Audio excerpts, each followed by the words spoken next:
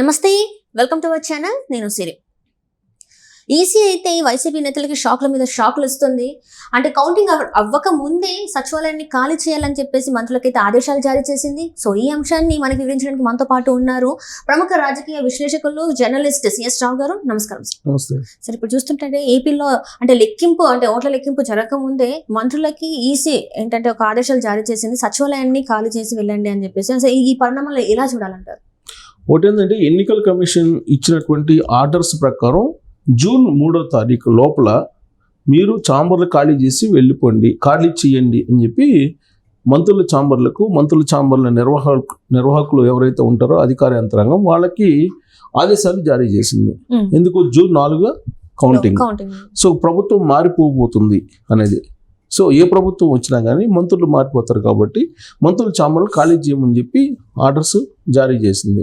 అయితే గతంలో ఎప్పుడు ఇలాంటి ఆర్డర్స్ పాస్ చేసిందా అని అంటే ఇటీవల కాలంలో తెలంగాణ ఎన్నికల సందర్భంగా ఏం జరిగింది అనేది ఎన్నికల కమిషన్కి అనుభవం ఉంది.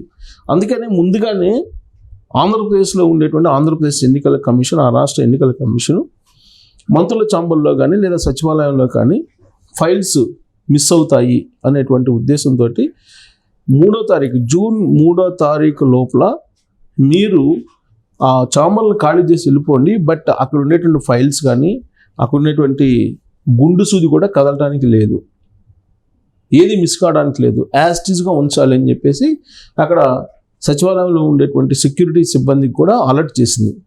ఫైల్ మిస్ కావడం కానీ, రాత్రి ఫైల్ తీసుకోకపోవడం కానీ ఇలాంటివన్నీ చెయ్యొద్దని చెప్పి. అలాగే మంత్రులు వాడుతున్నటువంటి కార్లు కానీ, ప్రభుత్వానికి సంబంధించినటువంటి వాహనాలు ఏవైతే ఉన్నాయో అవన్నీ కూడా జూన్ 3వ తారీఖున హ్యాండ్ ఓవర్ చేయమని చెప్పేసి ఎలక్షన్ కమిషన్ ఆర్డర్స్ చేస్తే ఆ ఆర్డర్స్ని చీఫ్ సెక్రటరీగా ఉన్నటువంటి జవహర్ రెడ్డి ఇంప్లిమెంట్ చేయాల్సినటువంటి పరిస్థితి ఏర్పడింది.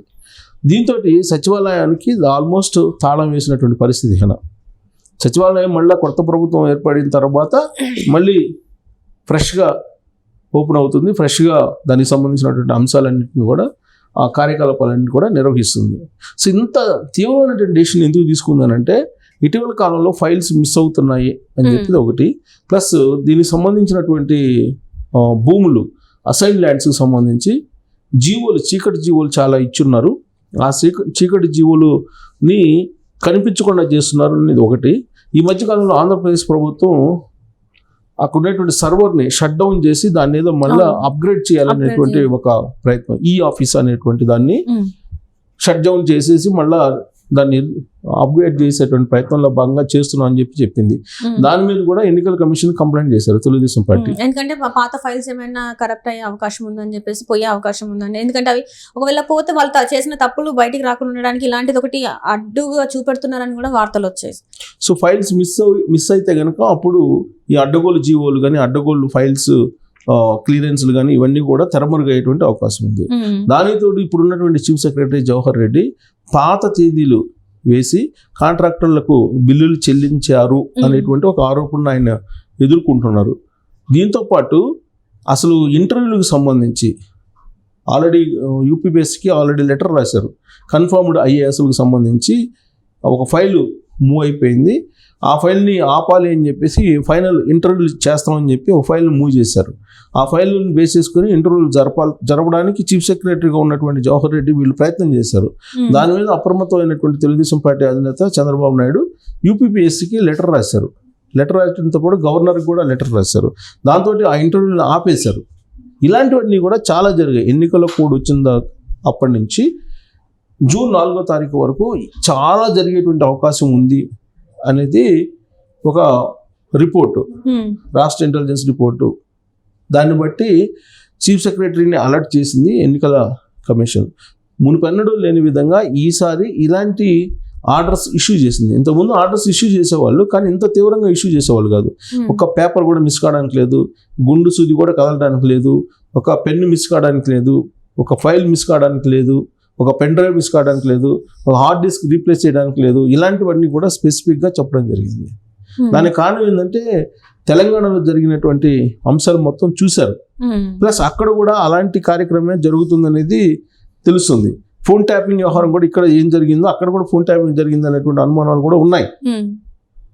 సో కాబట్టి ప్రభుత్వం మారిన తర్వాత ఇమీడియట్గా ఎంక్వైరీ వేయటానికి కానీ లేదా 2019 నుంచి ఇప్పటి వరకు కూడా జగన్మోహన్ రెడ్డి హయాంలో జరిగినటువంటి అనేకమైనటువంటి చీకటి జీవోల వ్యవహారం కానీ అలాగే ఫైల్స్ మద్యానికి సంబంధించినటువంటివి కానీ మద్యానికి సంబంధించి కుంభకోణం పెద్ద ఎత్తున జరిగిందని power point presentation Chandrababu Naidu చేశారు. అలాగే ఇసుకకు సంబంధించి కూడా పెద్ద ఎత్తున కుంభకోణం జరిగిందని చెప్పి ఆయనే పవర్ పాయింట్ ప్రెజెంటేషన్ ఇచ్చారు. సో వాటన్నిటికి సంబంధించి నిరూపణ చేయాలంటే కనుక డే 1 నుంచి ఇప్పటి వరకు ఉండేటువంటి ఫైల్ మూవ్మెంట్ అనేది ఇంపార్టెంట్.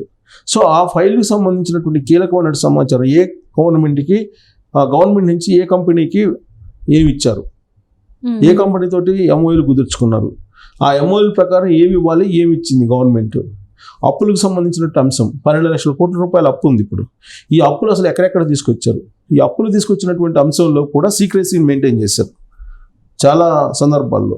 సో ఇవన్నీ బయటికి రావాలంటే కనుక ఒక్క ఫైల్ కూడా మిస్ కావడానికి లేదు. మిస్ కాకుండా ఉంటేనే ఎంక్వైరీ చేయడానికి అవకాశం ఉంటుంది. అందుకే ఇప్పుడు ఎలక్షన్ కమిషన్ జోక్యం చేసుకుంది డైరెక్ట్గా. ఎలక్షన్ కమిషన్ జోక్యం చేసుకొని మీరు ఏమీ మిస్ చేయడానికి లేదు, మంత్రులు మాత్రం ఛాంబర్లు ఖాళీ చేసి వెళ్ళిపోయింది అని చెప్పి అక్కడ ఉన్నటువంటి యంత్రాంగానికి మాత్రం అంటే సచివాలయానికి సంబంధించి నిర్వహణ టీం ఒకటి ఉంటుంది, యంత్రాంగం ఉద్యోగుల టీం ఒకటి ఉంటుంది, వాళ్ళకి మాత్రం చెప్పడం జరిగింది. చీఫ్ సెక్రటరీ సెక్యూరిటీ ఆఫీసర్ వాళ్ళు ఉంటారు అక్కడ సెక్రటరీకి సంబంధించి, వాళ్ళందరూ క్లియర్ కట్ ఆదేశాలు జారీ చేయడం జరిగింది. అలాగే సీసీ కెమెరాలు ఏవి కూడా ఆగిపోవడానికి లేదు, సీసీ కెమెరాలు అన్నీ ఆన్లోనే ఉండాలి, అవి ఏవి ఆగిపోవడానికి లేదు, 24 hours ఆన్లోనే ఉండాలి అనేది కూడా ఇష్యూ చేసింది. ఎన్నికల కమిషన్ చాలా సీరియస్గా తీసుకుంది. అంటే ప్రభుత్వం మారిపోతుంది అనేది రకరకాల సర్వే రూపంలో తెలుస్తుంది. ఈ ప్రభుత్వం మారిపోతున్నటువంటి క్రమంలో ఆల్రెడీ ఎన్నికల ప్రచారం సందర్భంగానే జగన్మోహన్ రెడ్డి క్యాంప్ ఆఫీస్ నుంచి కంటైనర్లో కొన్ని వెళ్ళిపోయినాయి, ఫైల్స్ తోటి సహా కొంత వెళ్ళిపోయింది అని చెప్పారు. అప్పట్లో ఒక న్యూస్ బయటకు వచ్చింది. సో క్యాంపస్లో ఉన్నటువంటి ఫైల్స్ ఏంటి, ప్యాలెస్లో సచివాలయంలో ఉన్నటువంటి ఫైల్స్ ఏంటి, సరే మరి ఆ ఫైల్స్ ఎన్ని రికవర్ అవుతాయి అనేది కూడా ఒక పెద్ద ప్రశ్న. ఎందుకంటే లారీల్లోనే ఎగ్జిట్ దగ్గరకు వచ్చి ఒక లారీ ఆ లారీలోనే వేసుకెళ్ళారండి. కొంతమంది ఆ రోజున ఏమన్నారు, ఆ లారీలో తీసుకెళ్ళింది డబ్బు అంటారు, కొంతమంది కరెన్సీ నోట్లోని, కాదు ఫైల్స్ ఉన్నాయి అని కొంతమంది ఏమంటారు, తాడేపల్లిని ఖాళీ చేస్తున్నారు అందుకే మొత్తం అన్ని సర్దేస్తున్నారని చెప్పి కొంతమంది ఆ రోజు అన్నటువంటి మాట. కానీ వాస్తవంగా ఏంటంటే క్యాంప్ ఆఫీస్కి అలాగే సచివాలయానికి మధ్య కొన్ని ఫైల్స్, ఇంపార్టెంట్ ఫైల్స్ ఉంటాయి.